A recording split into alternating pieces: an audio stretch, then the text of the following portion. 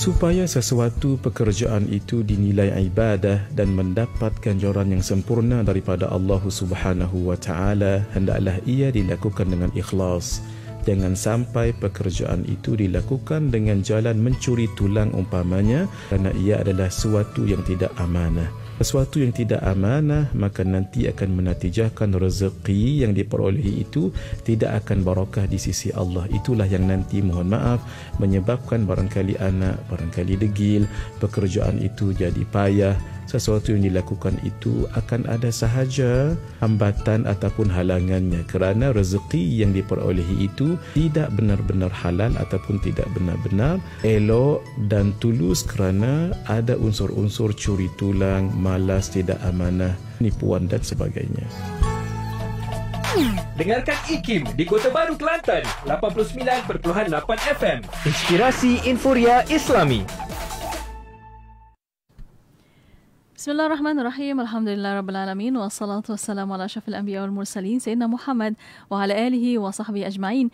Assalamualaikum warahmatullahi ta'ala wabarakatuh kepada para pendengar yang masih setia bersama kami di Radio City Kefahaman Islam Malaysia. Masih bersama destinasi IKIM pada waktu ini bersama saya Mona Jasman dan juga Syafiq Salah. Alhamdulillah. Selamat petang kepada anda. Syukur kita bertemu lagi dalam pertemuan di petang Selasa ini. Ya. Alhamdulillah, kita nak sambung lagi pengajian kita, kuliah kita yang kita bawakan di setiap hari Selasa petang. Alhamdulillah, kita bersama rancangan Islam Agamaku. Ya. Dan untuk itu Mona, kita masih lagi berpeluang bersama dengan tetamu kita yang dah pun bersedia di talian Skype waktu ini. Ya. Tak lain tak bukan, ini dia Al-Fadhil Ustaz Dr. Muhammad Nizam Abdul Kadir, merupakan pensyarah kanan Universiti Putra Malaysia. Ya, pada waktu ini Assalamualaikum. Waalaikumsalam warahmatullahi wabarakatuh. Apa khabar doktor? Baik, Alhamdulillah. Alhamdulillah. Syukur. Terima kasih doktor. Masih lagi kekal bersama kita di petang ni doktor. Alhamdulillah. Baik, kita juga sama-sama Mona waktu ini sedang siarkan rancangan Islam Agamaku di Facebook Live kita. Jadi layari sekarang di fanpage Facebook IKIM FM dan juga boleh sama-sama tonton secara langsung di situ. Kalau ada soalan, pertanyaan, boleh bersama kita. Ya, boleh hantarkan melalui WhatsApp konti 011-29004004 dan juga boleh tinggalkan di FB Live IKIM FM. Baik, kita nak buka gelanggang kita Mona hari ini. Macam silap pula. Kita nak buka bicara kita doktor. Kita nak cerita berkaitan dengan sikap harmoni dalam i'tiqad. Macam mana pula dalam i'tiqad tu ada keharmonian itu doktor? Ya. Jom kita dengarkan sedikit. Silakan. Silakan doktor. Bismillahirrahmanirrahim. Assalamualaikum warahmatullahi wabarakatuh. Waalaikumsalam. Alhamdulillahi rabbil alamin. Wassalatu wassalamu ala asyrafil anbiya'i wal mursalin wa ala alihi wa sahbihi ajma'in. Subhanaka la ilma lana illa ma 'allamtana innaka antal alimul hakim wa la haula wa la quwwata illa billahil aliyyil azim. Amma ba'd. Terima kasih DJ Mona, DJ Syafiq, sidang pendengar Radio IKIM. Moga-moga kita dirahmati Allah Subhanahu wa taala. Baik, topik bicara kita pada petang ini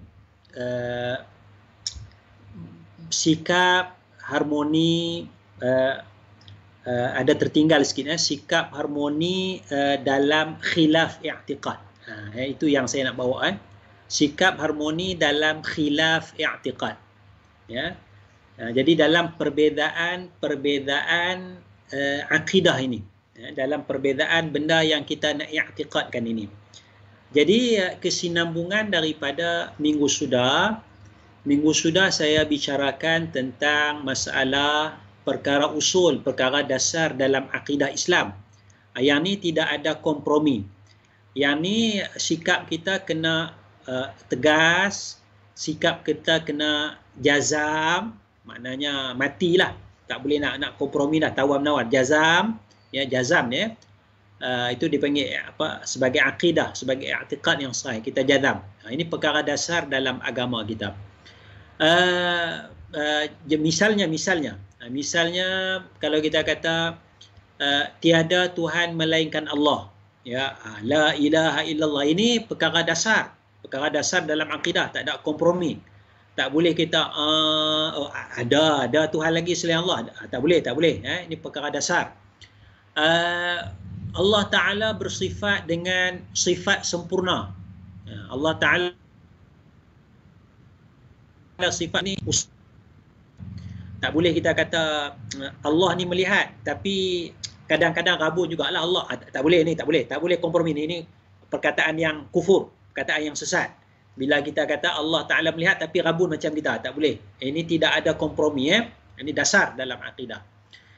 Begitu ya, Allah Ta'ala mendengar, sami'. Kita tak boleh kata Allah mendengar tapi kalau kita cakap perlahan-lahan Allah pun tak apa dengar je. No, tak boleh. Ya, ini dasar dalam akidah.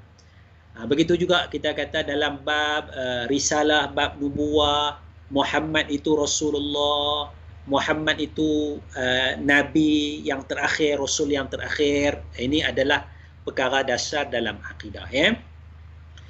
Cuma dalam akidah ini juga, kita kadang-kadang dibebani dengan pelbagai perkara, pelbagai isu, yang dibawa dalam masyarakat kita.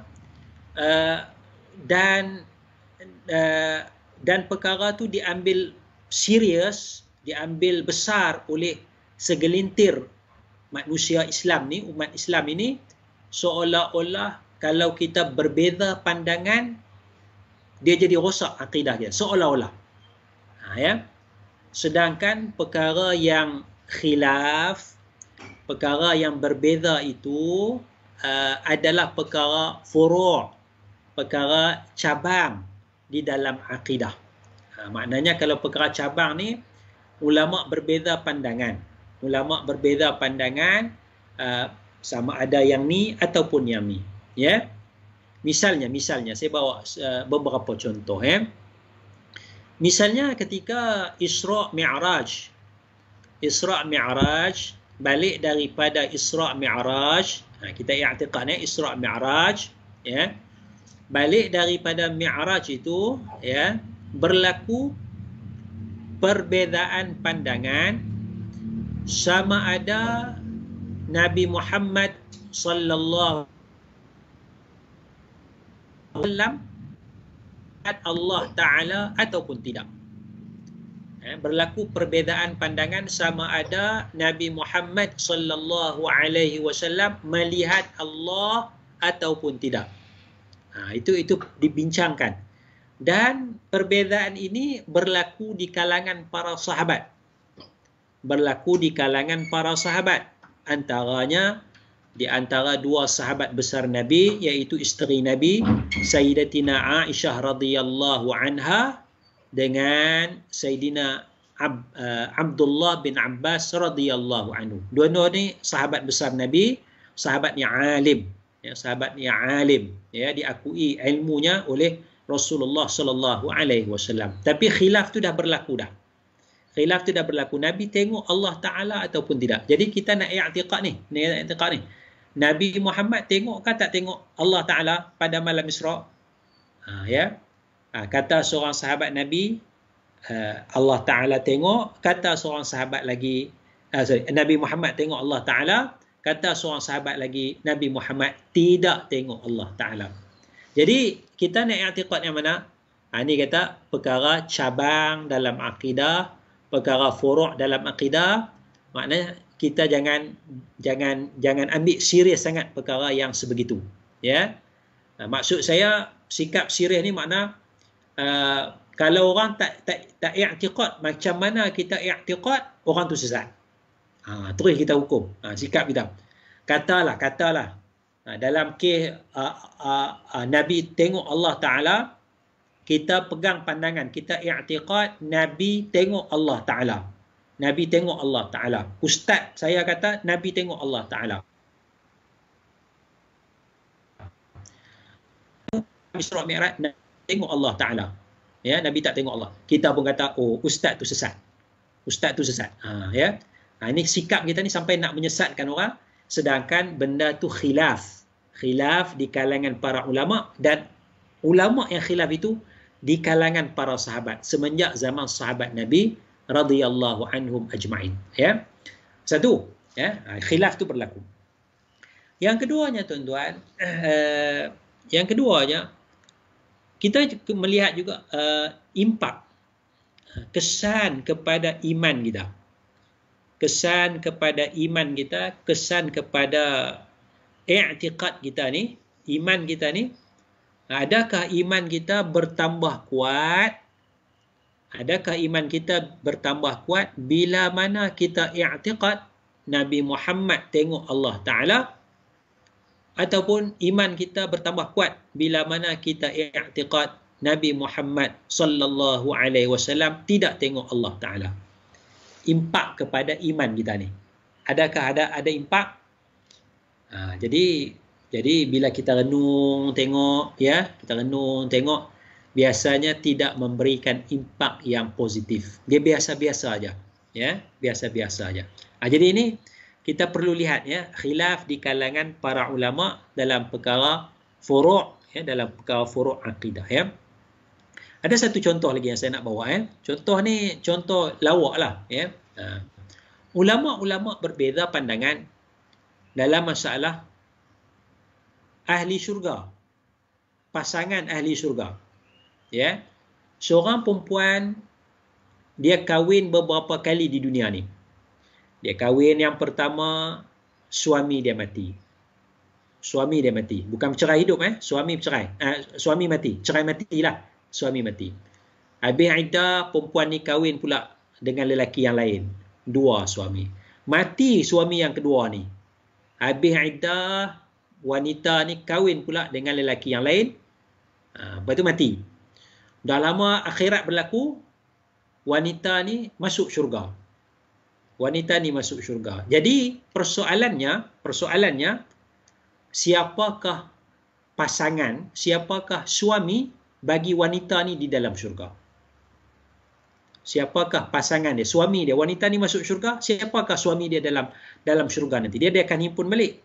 Tapi dia ada 3 orang suami di dunia. Yang mana satu akan jadi suami dia? Adakah suami yang pertama di dunia akan jadi suaminya di dalam syurga nanti? Adakah yang kedua, suami yang kedua di dunia akan jadi suaminya di akhirat nanti? Ataupun suami yang ketiga, suami yang terakhir akan jadi suaminya di dalam syurga nanti? Tuan-tuan dan puan-puan, ulama beza pandangan. Ada ulama kata suami yang pertama. Ada ulama kata suami yang pertama. Yang itulah first love, cinta yang pertama, ya, cinta yang pertama. Ada ulama kata suami yang terakhir.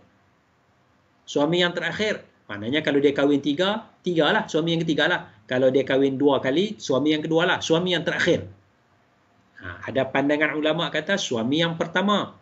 Ada ulama kata suami yang terakhir. Ada pandangan ulama menyatakan wanita ni pilih mana satu yang dia nak. Dia nak suami yang pertama ke? Dia nak suami yang kedua ke? Dia nak suami yang ketiga ke? Mana satu nak jadi suami dan dalam syurga? Jadi banyaklah dalil ulama begini dalam bab nak i'tiqad yang mana satu ni? Suami yang pertama ke? Suami yang kedua ke? Suami ketiga? Ini kalau kita ada baca dalam bab hari akhirat, kita baca dalam bab syurga, nanti kita akan jumpa perbahasan yang sebegitu. Ada disebutkan dalam sebahagian kitab. Jadi sebenarnya tak penting pun suami yang pertama ke, suami yang kedua ke, suami yang ketiga ke.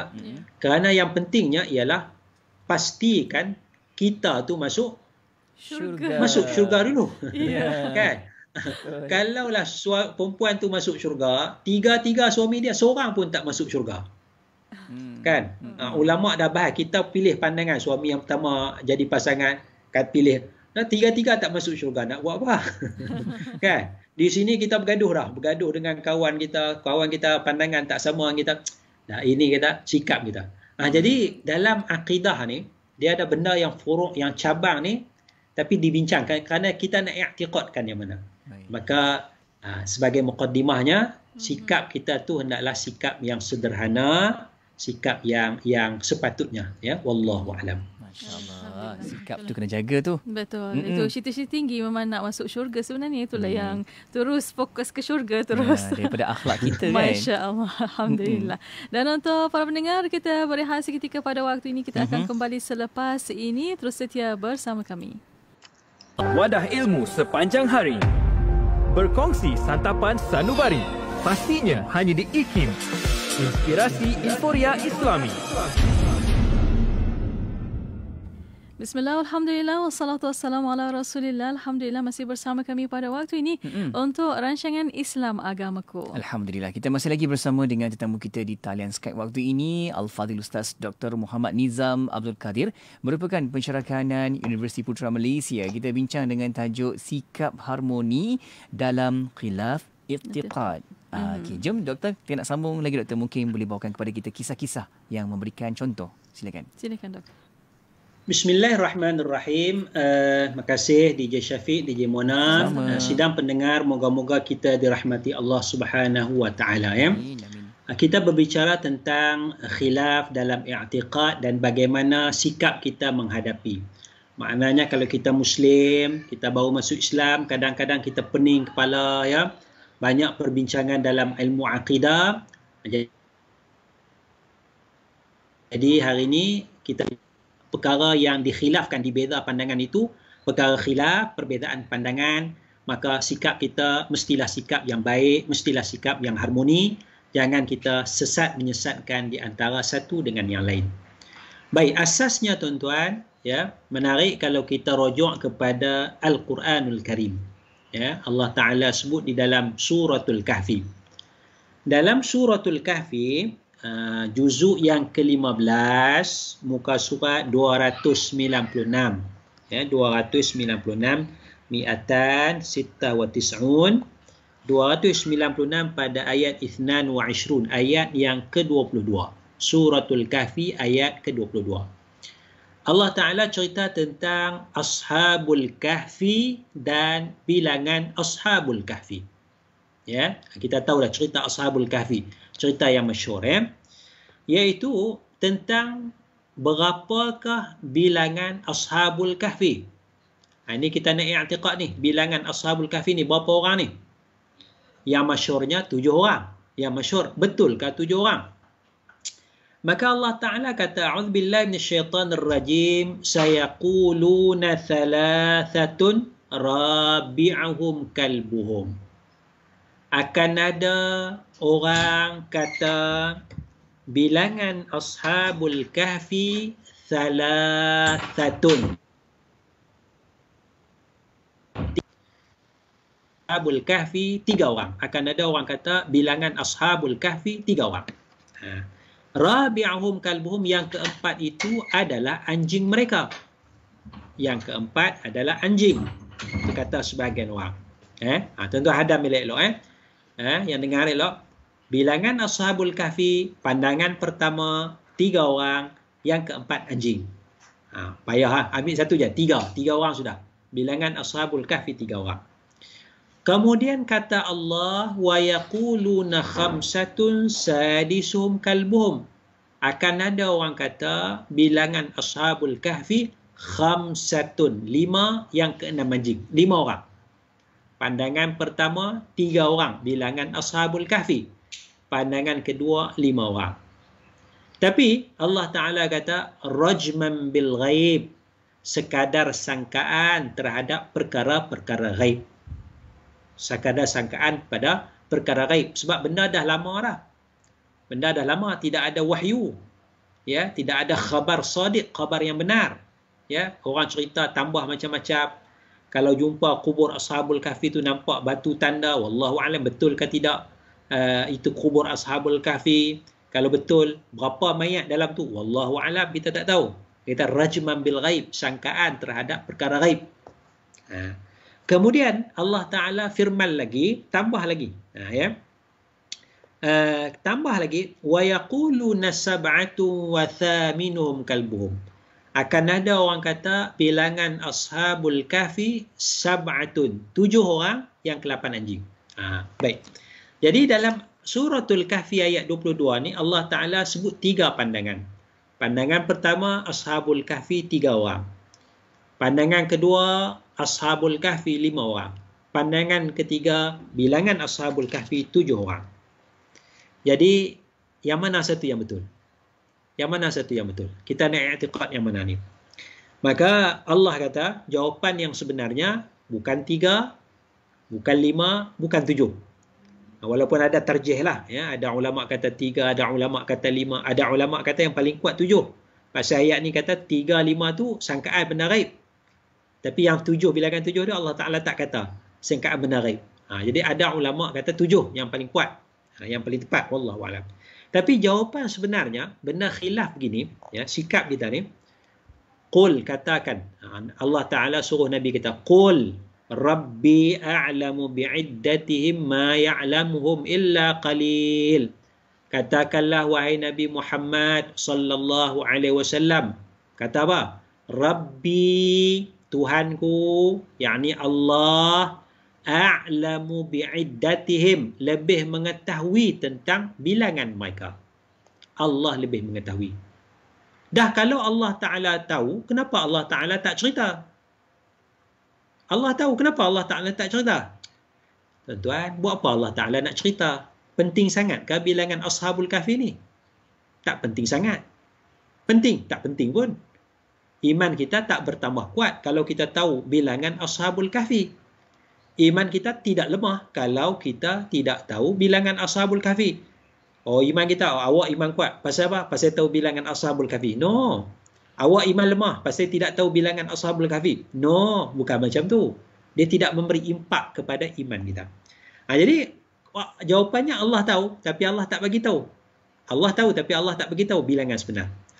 Qur Rabbi a'lamu bi'iddatim. Katakanlah, wahai Nabi, bahawa Allah lebih mengetahui bilangan mereka.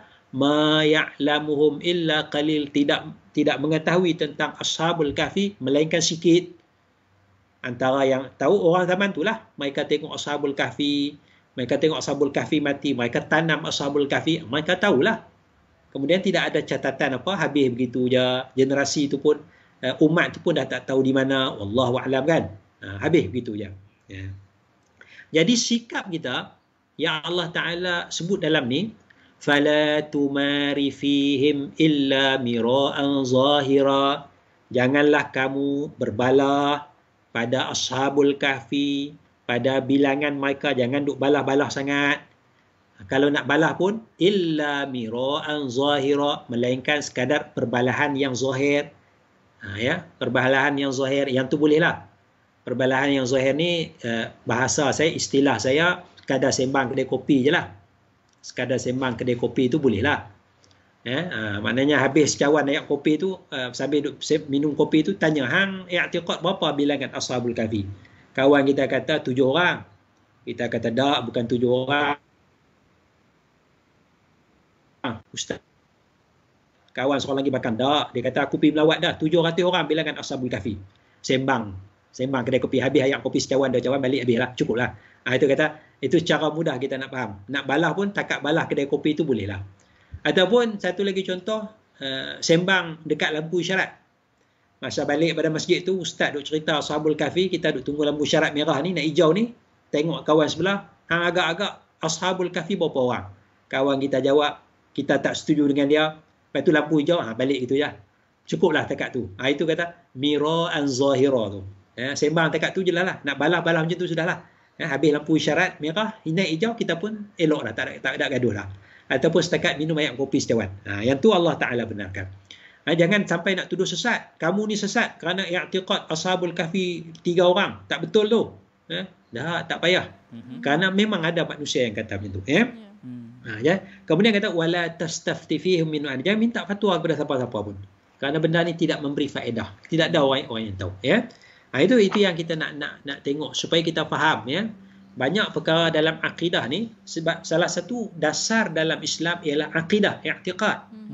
Tapi dalam i'tiqad tu dia ada dasar, ini yang paling kena pegang, dia ada furuk, cabang-cabang. Yang cabang ni lah, ulama duk beza, ustaz-ustaz duk beza pandangan, maka sikap kita ialah kita berlapang dada, kita harmoni, kita tidak menyesatkan orang yang berbeza pandangan dengan kita, kerana memang nature-nya benda tu khilaf, benda tu sudah dibezakan oleh para ulama kita. Wallahu a'lam. Masya-Allah, itu dia akidah, perkara yang besar dalam hidup kita ni, Muna. Betul. Supaya kita jaga dasarnya, jaga asasnya untuk keimanan kita kepada Allah Subhanahu Wa Taala. Ya, alhamdulillah. Terima kasih doktor, dan ada soalan doktor pada waktu ini, bertanya Sarif dari Negeri Sembilan bertanya, perlu ke kita bagi tahu dekat non-Muslim yang mereka diiktikad selama ni tak betul? Apa yang mereka iktikad tu tak betul. Kejap lagi doktor jawab. Okey doktor? Ya, insya-Allah. Berehat seketika dan anda jangan ke mana-mana, kekal bersama kami di IKIM Inspirasi Inforia Islami. Nak dengar rancangan santapan jiwa untuk kehidupan? Semuanya ada di IKIM Inspirasi Inforia Islami. Bang, ni campur ni satu lagi. Berapa bang? Okey, kejap. Ni harga dia. Murahnya bang. Pakej combo kembali lagi. Tempah sekarang sementara masih ada. Hubungi 012-686-9236 atau 017-345-2564. Tertakluk pada terma dan syarat. Tarikh tutup permohonan iklan adalah setiap 16 hari bulan pada setiap bulan. Buku Faraid dan Perancangan Pewarisan Harta Beku, Bidang Kuasa dan Cabaran di Malaysia membincangkan perkara-perkara yang berkaitan dengan faraid dan perancangan pewarisan umat Islam. Buku yang mengandungi 6 bab ini disusun mengikut urutan bagi memudahkan para pembaca memahami perkara-perkara yang dibahaskan. Antaranya termasuklah konsep harta dan hukum serta falsafah faraid menurut Islam. Selain itu, kupasan isu harta beku yang berpunca daripada kegagalan dan kelewatan pewaris dalam menyelesaikan urusan pembahagian pusaka selepas kematian pemilik harta turut dibincangkan. Dapatkan buku terbitan IKIM ini di www.ikimniaga.my atau hubungi 03-6204-6389 atau 03-6204-6388 untuk info lanjut. Diskaun hebat menanti anda. Bicara bermanfaat pelbagai segmen, rancangan dakwah setiap hari, lagu-lagu Islami sepanjang masa. Dengarkan di IKIM Inspirasi Inforia Islami. Alhamdulillah. Masih lagi kita bersama Majlis Rancangan Islam Agamaku, dan kita masih lagi bersama dengan tetamu kita Al-Fadhil Ustaz Dr. Muhammad Nizam Abdul Qadir, merupakan pensyarah kanan Universiti Putra Malaysia. Dan tadi Mona, sebelum kita berehat, kita ada soalan yang masuk di talian WhatsApp konti kita. Kita baca sekali lagi. Bertanya dari Negeri Sembilan, perlu ke kita bagi tahu dekat yang non-Muslim apa yang mereka diiktikadkan selama ini tak betul? Bagaimana doktor? Ya. Baik, bismillahirrahmanirrahim. Soalan, adakah kita perlu bagi tahu kepada orang bukan Islam, non-Muslim, bahawa akidah mereka tidak betul? Untuk menjawab soalan ini, Allah Subhanahu wa taala firman, a'udzubillahi minasyaitonir rajim, ya ayyuhar rasulu balligh ma unzila ilaika min rabbik wa illam taf'al fama ballaghta risalatah wallahu ya'simuka minan nas. Suratul Maidah. Wahai Rasul, perintah kepada Rasulullah sallallahu alaihi wasallam, maka kita pun kena ikut juga, ya. Allah Taala perintah Rasul apa? Wahai Rasul, wahai Nabi Muhammad sallallahu alaihi wasallam, balligh, sampaikanlah apa yang diwahyukan kepada engkau daripada Allah Subhanahu wa taala. Allah suruh sampaikan. Wa illam taf'al fama ballaghta risalatah. Kalau kamu tidak melakukan urusan tabligh, menyampaikan, fama ballaghta risalatah, maka kamu tidak menyampaikan risalah Allah Subhanahu wa taala. Jadi konsepnya ialah menyampaikan tabligh. Sebab itu bila kita belajar dalam akidah, salah satu sifat yang wajib, banyak sifat sebenarnya, tapi yang asasnya 4 sifat ni, iaitu siddiq, amanah, tabligh, fatanah. Ada satu sifat yang ketiga, sifat tabligh, menyampaikan. Maka kita kena ikut jejak langkah Nabi Muhammad sallallahu alaihi wasallam, menyampaikan risalah Islam, menyatakan akidah yang benar, agama yang benar ialah Islam. Akidah lain daripada Islam, agama selain daripada Islam adalah agama yang tidak benar. Ya, kita kena betulkan. Hanya Islam agama yang benar, hanya Islam agama yang diradai di sisi Allah Subhanahu wa taala. Inna ad-dina indallahi Islam. Sesungguhnya agama yang diradai di sisi Allah ialah agama Islam. Cuma bagaimana kita nak sampaikan itu? Cuma bagaimana kita nak sampai? Yang tu terserahlah kepada kebijaksanaan kita. Kerana Allah menyatakan, ud'u ila sabili rabbika bil hikmah wal mau'izatil hasanah wajadilhum billati hi ahsan. Ajaklah ke jalan Allah, yakni kepada agama Islam. Ajak nak masuk Islam ini bil hikmah, dengan hikmah, dengan nasihat yang baik, dan berdebatlah dengan mereka dengan benda dengan cara yang lebih baik. Yang kita nak asaskan ni lah, kita nak bawa akidah yang jelas, akidah yang dasar. Kalau kita sampaikan kepada rakan kita yang non-Muslim pasal benda-benda khilaf di kalangan ulama dalam bab akidah ni, ya, bilangan ashabul kahfi berapa orang, pasangan di dalam syurga siapa, suami yang pertama ke, suami yang kedua ke, suami yang ketiga ke, apa lagi. Jadi benda-benda ni dia tidak memberikan, tidak nampak perbezaan di antara Islam dengan agama yang lain. Dia tidak menampakkan kekuatan agama Islam dari sudut i'tiqad itu, ya. Kerana kekuatan Islam dari sudut i'tiqad itu adalah perkara dasar. Nak bezakan, ya, Islam ni tauhid, mentauhidkan Allah Subhanahu wa taala. Agama-agama lain tidak ada tauhid. Dia syirik. Dia ada banyak tuhan. Dia tidak pasti tentang Tuhannya itu. Tuhan tu ada sifat lemah, Tuhan tu ada sifat kalau kita kaji, ya, Tuhan-Tuhan dalam agama yang lain, ada Tuhan yang lemah, dia cuma boleh buat benda ni je, tapi tak boleh buat benda lain, ya. Ada Tuhan yang dah mati, dulu mati, ya, dulu hidup, sekarang Tuhan tu dah mati. Ada Tuhan yang dilahirkan, baru dilahirkan. Jadi macam mana benda tu boleh jadi Tuhan sedangkan dia baru dilahirkan? Macam mana benda tu boleh jadi Tuhan sedangkan benda tu dah mati? Ya, benda tu dah mati. Ya, ada dalam kepercayaan agama. Tuan-tuan, kalau kita ada doktor seorang, doktor yang hebat lah. Segala penyakit COVID ni pun boleh dirawat, contoh lah kan. Contoh penyakit yang dahsyat sekarang ni. Tapi doktor tu dah mati, tuan-tuan. Kita datang kepada dia, minta tolong doktor yang dah mati ni. Dia tak boleh nak tolong lah. Dia tak boleh nak bagi ubat apa. Pasal apa? Pasal dia dah mati. Walaupun dulu dia doktor yang hebat. Sekarang Tuhan, katakanlah, dalam agama kamu tu Tuhan, tapi Tuhan tu dah mati. Nak buat apa lagi Tuhan tu? Sebab Tuhan tu dah mati. Jadi, itu bagaimana kita nak sampaikan? Jadi, dasarnya Tuhan qidam. Ya, tidak ada awal, la awwala liwujud, tak ada awal, tak ada permulaan. Tuhan tidak dilahirkan, lam yalid wa lam yulad, tidak melahirkan anak. Tuhan tu tidak dilahirkan, tidak ada mak bapak. Tuhan tu baqa, kekal. Tuhan tu qadir, maha berkuasa. Itu macam mana kita nak sampaikan, kita nak buat perbandingan antara Allah dengan Tuhan-Tuhan, ya, sembahan dalam agama yang lain. Jadi jawapannya, ya, kita kena sampaikan. Bagaimana kita nak sampaikan tu? Kita kena berhikmah. Hikmah tu terserah kepada kebijaksanaan kita. Wallahu a'lam. Amin, insya-Allah. Semoga adanya penyelarasan yang terbaik dalam kita seimbangkan kehidupan kita. Masya-Allah. Baik doktor, kita dah sampai di hujung pertemuan. Mungkin sedikit doktor sebagai kesimpulan dalam tajuk kita pada petang ini. Baik, kita bicara masalah cabang-cabang, ya. Hari ini kalau tuan-tuan ikuti, orang duk bergaduh bab Nabi Khidir ni. Nabi Khidir ni hidup lagi ke, dah mati ke, kan? Kemudian ada sesat menyesatkan, ya.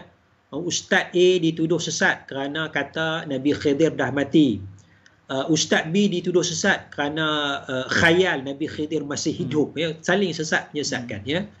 Jadi tuan-tuan, kalau kita faham perkara usul, perkara cabang dalam akidah ni, ya, dia isu Nabi Khidir ini tak termasuk dalam perkara dasar dalam akidah. Ya, kita nak i'tiqad Nabi Khidir hidup ke, silakan. Kita nak i'tiqad Nabi mati pun silakan, ya. Sebab tu bila kita balik kepada isunya, kita cuba duduk elok-elok, bila ada benda-benda yang pening kepala kita ni, nak i'tiqad yang mana ni, salah satunya kita tengok Nabi pernah tak cakap benda ni? Nabi pernah cakap tak? Nabi Khidir ni hidup, pernah tak Nabi cerita? Ataupun Nabi pernah cakap tak, kamu sahabat-sahabat kena i'tiqad Nabi Khidir tu dah mati dah? Pernah tak Nabi cerita? Cara mudah. Ya. Yang kedua, Nabi tekankan tak isu ni? Dalam Quran ada tak tekankan isu Khidir ni? Ada tak? Tak ada. Jadi bila kita faham macam tu, ini bukanlah benda yang dasar, bukanlah benda yang penting. Maka sikap kita janganlah nak mudah seorang ni sesat kerana i'tiqad Khidir masih hidup, orang ni sesat kerana i'tiqad Khidir sudah mati. No. Ya, kita kena jelas dari sudut akidah. Jadi sidang pendengar, moga-moga kita dirahmati Allah Subhanahu wa taala, pegang kepada akidah yang dasar dan kita saling hormat menghormati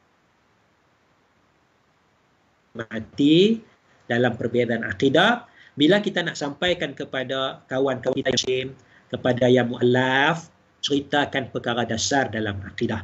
Jangan kita sesakkan otak kita, fikiran kita, ya, dengan perkara yang khilaf tu, Tapi kita hargailah, ya, sahabat-sahabat kita, ustaz-ustaz kita yang buat kajian, ya, nak buktikan kata Khidir masih hidup, ya, yang buat kajian kata Khidir dah mati. Moga-moga Allah merahmati mereka semua. Tapi untuk kita bawa Islam ini, kita bawa Islam, nak sampaikan kepada non-Muslim, kepada mu'alaf, kepada majoriti masyarakat, kita ambil perkara yang dasar dalam akidah. Wallahu'alam. InsyaAllah. Itulah perkara asasnya, Mona, yang membawakan hala tuju kehidupan kita yang telah pun sebenarnya digariskan dalam agama Islam. Tambahan lagi telah pun diberikan panduan oleh baginda Nabi Muhammad sallallahu alaihi wasallam. Salatu wassalam. Alhamdulillah. Di akhirnya, terima kasih banyak-banyak Dr. Muhammad Nizam Abdul Qadir. Dr. Jazakallah anna kulla khair. InsyaAllah kita akan jumpa lagi. Assalamualaikum. Alhamdulillah. Terima kasih kepada anda yang terus bersama kita seawal petang tadi. Alhamdulillah kita telah pun bersama-sama dalam rancangan Islam Agamaku, dan terus juga boleh sama-sama tonton semula di Facebook Live sebab kita masih lagi adakan di situ. Anda boleh sama-sama buat ulang kaji, dengarkan semula. InsyaAllah kita boleh ambil adaptasi, kita buat dalam perjalanan kehidupan kita, ambil sebagai ilmu. InsyaAllah. Dan para pendengar terus setia bersama kami Destinasi IKIM, Inspirasi Inforia Islami. Pulau Pinang, Perlis, Kedah dan Langkawi 89.0